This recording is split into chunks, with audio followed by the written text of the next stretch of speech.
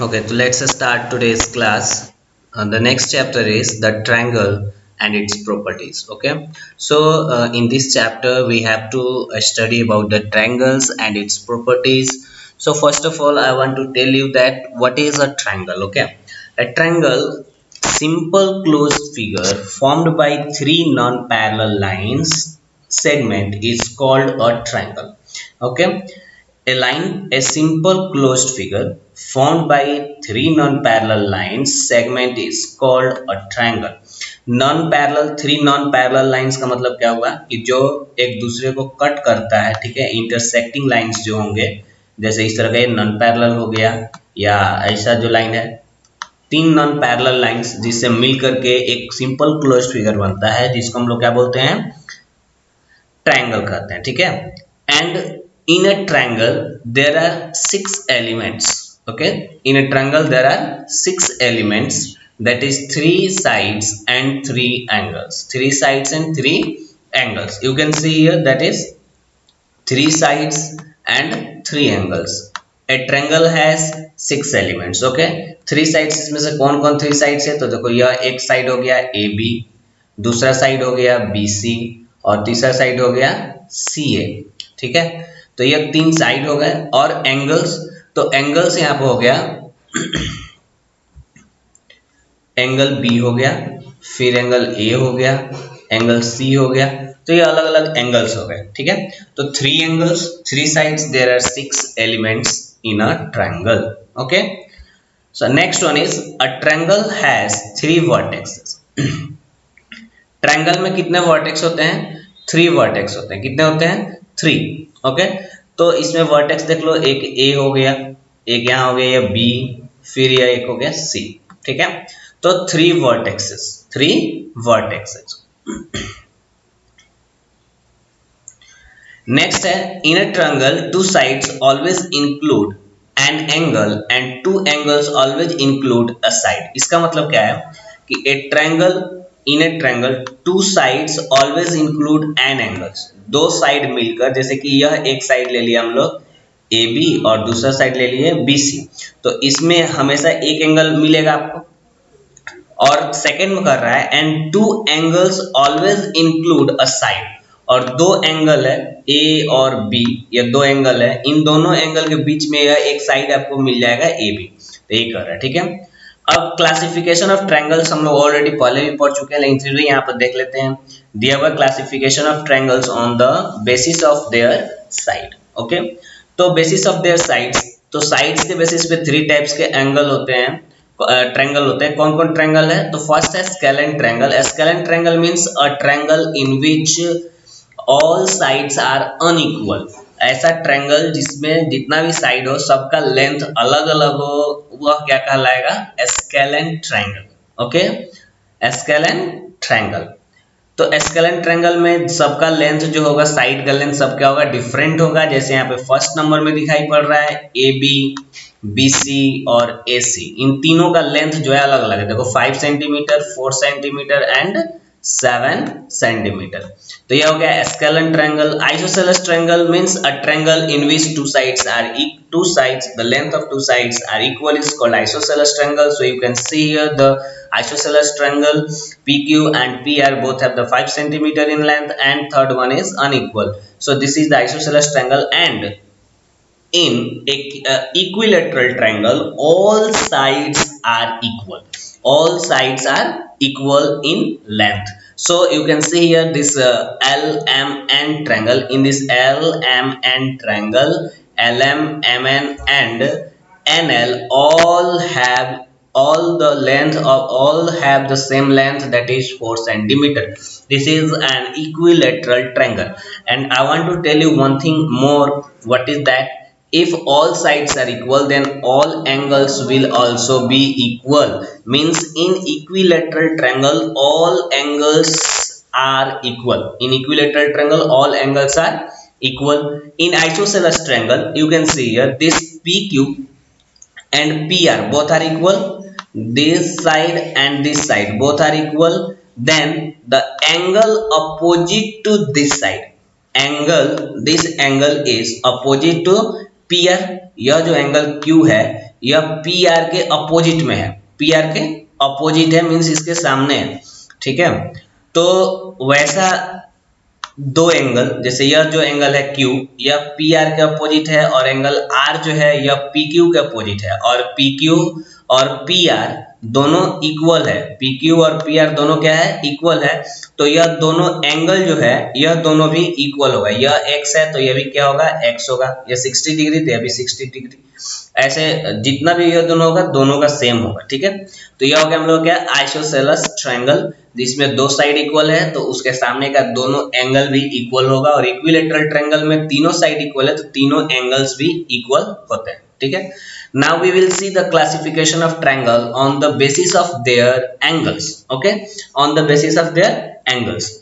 Acute angle triangle, acute angle triangle क्या है, तो a triangle in which all the three sides are acute means less than 90 degree is called acute angle triangle। वैसा triangle जिसका सभी का सभी angle 90 degree से छोटा हो वह क्या कहलाता है, acute angle triangle, okay. Next one is acute angle triangle के बाद हम लोग देखते हैं obtuse angle triangle. What is obtuse angle triangle, then obtuse angle triangle a triangle in which one of its angle is obtuse means greater than 90 is called an obtuse angle triangle। कोई भी ऐसा triangle जिसमें एक angle 90 degree से ज्यादा हो, एक angle 90 degree से ज्यादा हो तो वह क्या कहलाता है, ऑब्ट्यूज एंगल ट्रायंगल कहलाता है। जैसे यहाँ पे 120। एक चीज और समझ लीजिए इसमें कि अगर कोई भी ऑब्ट्यूज एंगल ट्रायंगल है तो उसमें एक ही एंगल 90 डिग्री से ज्यादा होगा, बाकी जो दो एंगल होंगे वह दोनों एक्यूट होंगे, ठीक है। एक्यूट मींस 90 डिग्री से कम होगा।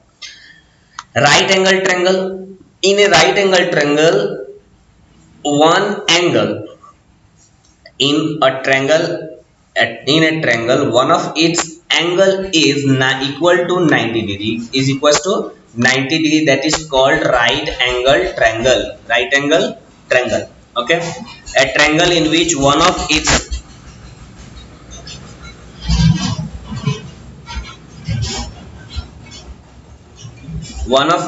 angle is greater than equals to 90 degree, that is called right angle triangle।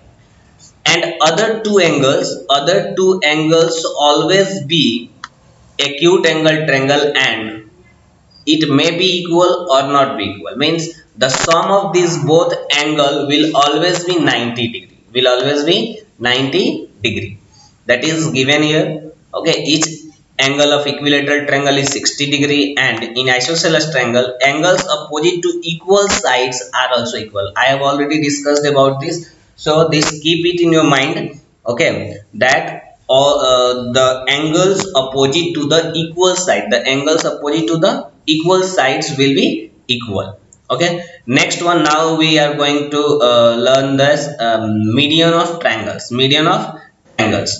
तो मीडियन ऑफ ट्रायंगल्स, तो मीडियन ऑफ ट्रायंगल्स क्या होता है इसको हम लोग देख लेते हैं।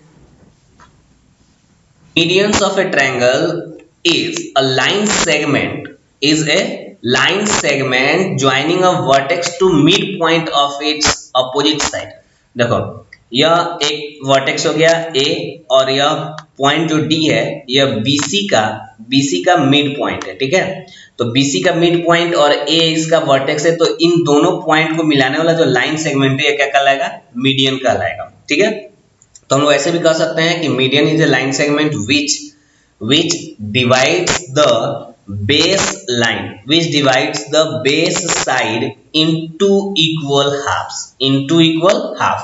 सपोज दैट यह मान लेते हैं हम लोग यह 10 सेंटीमीटर का है लेंथ, BC कितना है 10 सेंटीमीटर है, तो यह जो BD होगा, BD B से लेकर के कहां तक, D तक, B से लेकर के D तक यह 5 सेंटीमीटर होगा। BD जो होगा कितना होगा 5, और D से C तक भी कितना होगा 5, ठीक है, 5 सेंटीमीटर, और यह भी कितना हो जाएगा 5 सेंटीमीटर।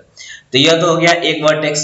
तो वर्टेक्स 3 है इसमें, देखो B है फिर एक C भी है, तो B से भी एक हम लोग लाइन सेगमेंट ड्रॉ कर सकते हैं जो AC के मिड पॉइंट को मिलाता है, तो यह भी एक मीडियन होगा, और C से F को मिलाएंगे तो यह भी क्या हो जाएगा, एक मीडियन हो जाएगा, ठीक है। तो 3 मीडियन हो गया हम लोग के पास, कितना मीडियन होगा, 3 medians. There are 3 medians in a triangle, and medians of triangle are always concurrent।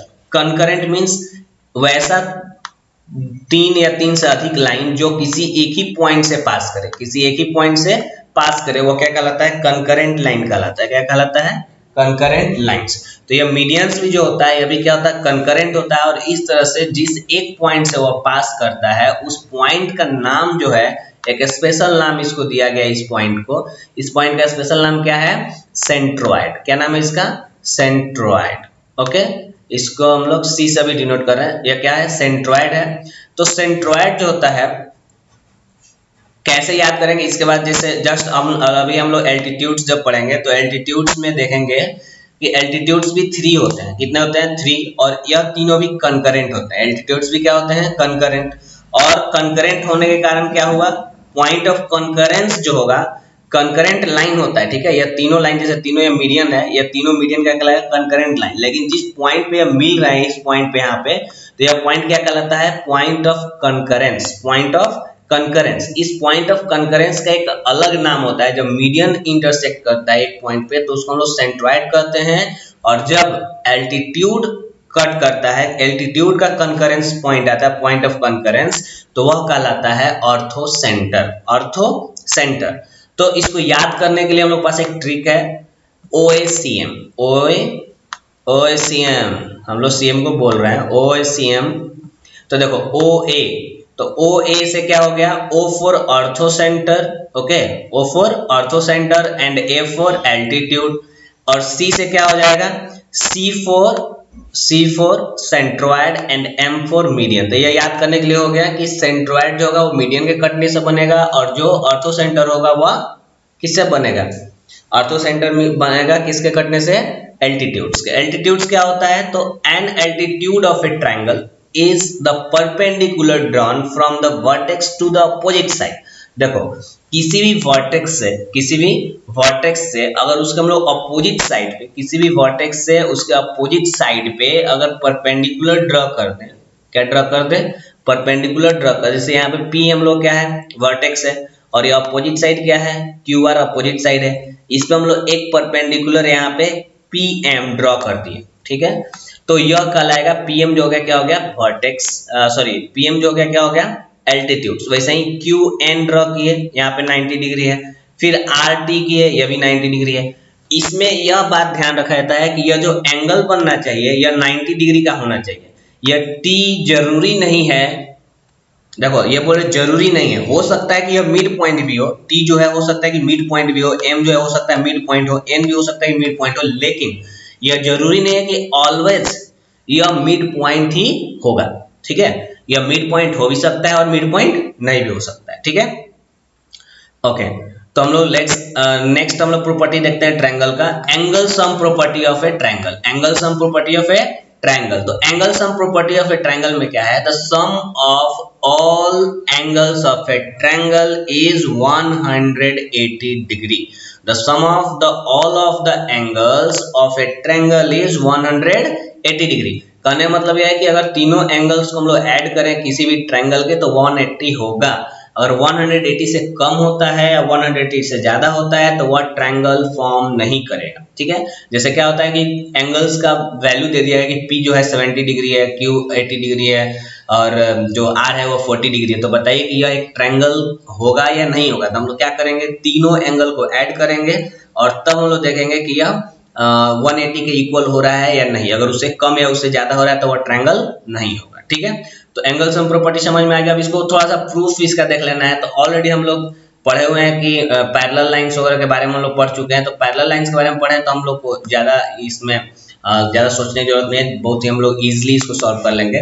तो देखो, यहाँ पे एक ट्रायंगल ले लिया गया है PQR। ठीक है, इस ट्रायंगल में एक हम लोग लाइन ड्रॉ किए MN।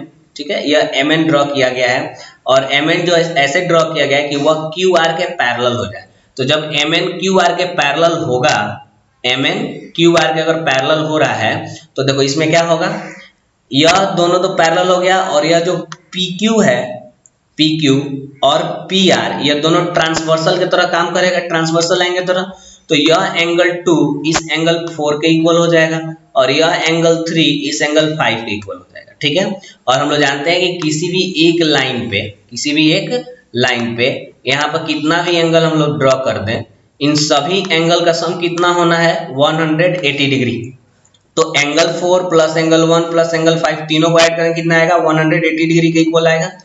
तो बस सेम है, angle 1 plus angle 2 plus angle 3 करो तो यहाँ पर आ जाएगा। देखो यहाँ पर सॉल्व करके लिखा गया है कि angle 1 plus angle 2 plus angle 3 equals to angle 1 plus angle 4 plus angle 5। क्यों क्यों बराबर होगा?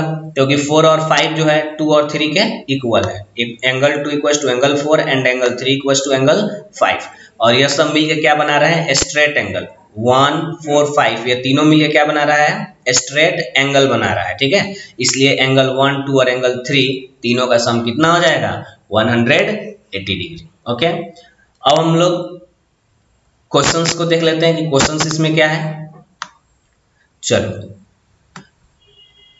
यहाँ पे कुछ स्टेटमेंट्स दिया हुआ है, इस स्टेटमेंट्स को आप लोग बुक से पढ़ लेना। ठीक है, इसको याद कर लेना है स्टेटमेंट्स क्या क्या स्टेटमेंट्स है। ठीक है, from angle sum property we can also conclude that कि एक ट्रायंगल में एक से ज्यादा राइट एंगल नहीं हो सकता है, एक ट्रायंगल में एक से ज्यादा ऑब्ट्यूज एंगल नहीं हो सकता है। ठीक है, एक right and obtuse angle triangle जो होता है उसमें दो एंगल ही एक्यूट होते हैं। ठीक है, मतलब दो एंगल एक्यूट होगा, राइट एंगल ट्रायंगल हो या ऑब्ट्यूज एंगल ट्रायंगल हो, उन दोनों में क्या होगा दो दो एंगल क्या होंगे एक्यूट ही होंगे। और राइट एंगल ट्रायंगल में वो दोनों एक्यूट एंगल का सम 90 डिग्री होता है। ये ऑलरेडी हम लोग डिस्कस कर चुके हैं। ठीक है, चलो क्वेश्चन की तरफ चलते हैं। एग्जांपल फर्स्ट हम लोग देखते हैं two angles of a triangle are 72 degree and 49 degree. ठीक है, दो एंगल्स है एक ट्रायंगल का जो 72 डिग्री का है और एक 49 डिग्री का है। तो find the measure of the third angle. तो तीसरा एंगल बताना है तो वेरी इजी, 72 प्लस 49 करेंगे प्लस x मान लेंगे। थर्ड एंगल क्या है x, let the measure of third angle be x। तो according to angle sum property ये तीनों को जोड़ेंगे, ये 180 के इक्वल करेंगे, यहाँ से x का वैल्यू निकालेंगे 59 आ जाएगा। ठीक है, फिर यहाँ देखो if the angle of a triangle are in the ratio, और रेशियो में दिया हुआ है एंगल्स का वैल्यू, तो हम लोग कैसे बनाएंगे? तो हम लोग क्या करना है, जो रेशियो दिया हुआ है इस टू का जो साइन है इसके जगह पर हम लोग प्रोपोर्शनलिटी कांस्टेंट ले लेंगे x, यानी let the three angles be. अब ये 2 है तो 2x, 3 है तो 3x और 4 है तो 4x ले लिए। ठीक है, यह प्रोपोर्शनल यह जो साइन है, ठीक है, रेशियो का साइन हटाए हम लोग तो क्या कर दिया यहाँ पर x लगा दिए हैं। अब इन तीनों का सम कितना होगा 180 होगा। तीनों का सम कितना होगा 180। तो 180 होगा तो 2x plus 3x plus 4x equal to 180 कर दिए, यहाँ से 9x आया, x का वैल्यू आ गया 20। तो x का वैल्यू 20 हो गया। अब 20 तो आ गया, अब अलग अलग एंगल्स निकालने हैं। तो देखो एक एंगल हम लोग 2x माने हैं, 3x 4x। ठीक है, तो 2x निकालेंगे तो 2 इंटू 20 40 हो जाएगा, 3 इंटू 20 60 और 4 इंटू 20 80। तो तीनों एंगल्स निकल गए। तो ऐसे करके हम लोग क्या करना है सॉल्व करना है। ठीक है, अब हम लोग थोड़ा सा क्वेश्चंस को भी देख लेते हैं, क्वेश्चंस क्या क्या इसमें दिया हुआ है। चलो क्वेश्चंस में आते हैं हम लोग। तो दिया हुआ है is it possible to have a triangle in which, बोल रहा है कि क्या ये पॉसिबल है कि एक ट्रायंगल में क्या हो जाए two of the angles are right angle. तो कभी नहीं हो सकता, अभी हम लोग पढ़े थे, रॉन्ग है। Two of the angles are obtuse, क्या दो एंगल ऑब्ट्यूज हो सकता है? नहीं हो सकता है। Each angle is greater than 45, क्या सभी एंगल 45 से ज्यादा हो सकता है? हाँ एकदम हो सकता है। 60-60 होता है ना एक्यूट इक्विलैटरल ट्रायंगल में, तो हो सकता है। Two of the angles are acute, एकदम सही है। Each angles is less than 60, no, सभी एंगल लेस देन 60 नहीं हो सकते हैं। ठीक है, क्यों नहीं होगा? अगर मान लो कि हम लोग सभी एंगल्स को 50-50 ले ले तो 150 डिग्री तो होगा ना, तीनों को ऐड करेंगे तो इसलिए नहीं हो सकता है। Each angle is equal to, बिल्कुल हो सकता है। ठीक है, observe the following figure and classify the triangle on the basis of their sides. अब साइड्स के बेसिस पे इसको हम लोग क्लासिफाई करना है कि ये कौन सा ट्रायंगल है साइड के बेसिस पे। तो हम लोग साइड के बेसिस पे 3 टाइप्स के ट्रायंगल पढ़े हैं, एस्केलन, इक्विलैटरल और आइसोसेलेस। तो इसमें देख लेना है कि तीनों अगर साइड इक्वल नहीं है तो एस्केलन, दो साइड इक्वल है तो आइसोसेलेस, और कोई भी साइड नहीं है इक्वल तो एस्केलन, दो साइड होगा तो आइसोसेलेस, और तीनों बराबर होगा तो इक्विलैटरल हो जाएंगे। ठीक है, चलो नेक्स्ट अब हम लोग देखते हैं next question. Write the name of all altitudes and the orthocenter of the triangle XYZ। ठीक है, तो XYZ में हम लोग क्या करना है, इसका एल्टीट्यूड्स बताने हैं और ऑर्थोसेंटर बताना है। तो ऑलरेडी पता है OA, ऑर्थोसेंटर एल्टीट्यूड्स के कटने से बनते हैं। तो यहाँ पर एल्टीट्यूड्स देख लो क्या हो जाएंगे, AZ हो जाएगा, YB हो जाएगा और XC हो जाएगा, और इसका ऑर्थोसेंटर क्या हो जाएगा यहाँ पे O हो जाएगा। ठीक है, क्या हो जाएगा O। ओके, तो हम लोग नेक्स्ट देखते हैं अब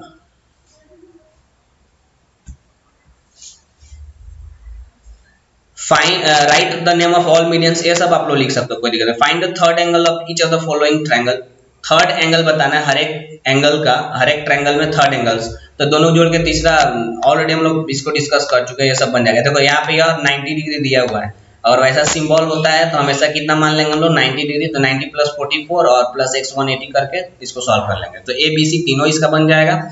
ठीक है, नेक्स्ट हम लोग आज चलते हैं, देखते हैं question number 6, state in which case the angle can be possible those of triangles, तो ये ऑलरेडी हम लोग डिस्कस कर चुके हैं शुरू में कि जिसका सम 180 होगा वो होगा, नहीं तो नहीं होगा।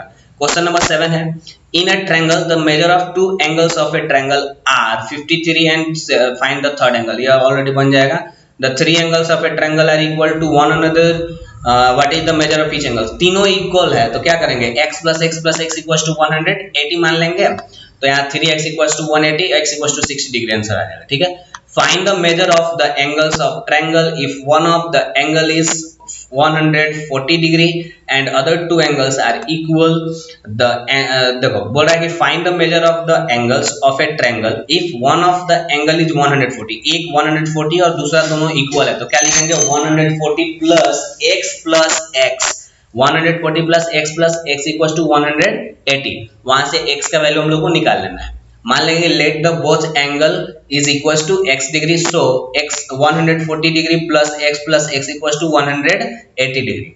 अब क्वेश्चन नंबर 10 है, the angles of a triangle are in the ratio 2:3:4, find all its angle, बोल रहा है 2:3:4 के रेशियो में है एंगल्स ऑफ ए ट्रायंगल। अब इसको बताना है कि तीनों एंगल्स क्या होगा, तो बस सिंपल इसको 2x लेंगे, एक एंगल 2x, दूसरा एंगल 3x और तीसरा angle 4x, 2x plus 3x plus 4x equals to 180 करना है और उसके बाद से x का वैल्यू आएगा और x का वैल्यू निकालने के बाद हम लोग 2 से 3 से और 4 से मल्टीप्लाई कर लेंगे। जस्ट इसके पहले हम लोग एग्जांपल में इसको देख चुके हैं इस तरह के क्वेश्चंस। ठीक है, find the measure of the angles of a triangle if one is twice the smallest, find the measure of the angles of a triangle if one is twice the smallest and another is 3 times the smallest। देखो बोल रहा है कि find the measure of the angles of a triangle if one is twice the smallest, जो छोटा angle है उसका 2 गुना है एक and another is 3 times the smallest।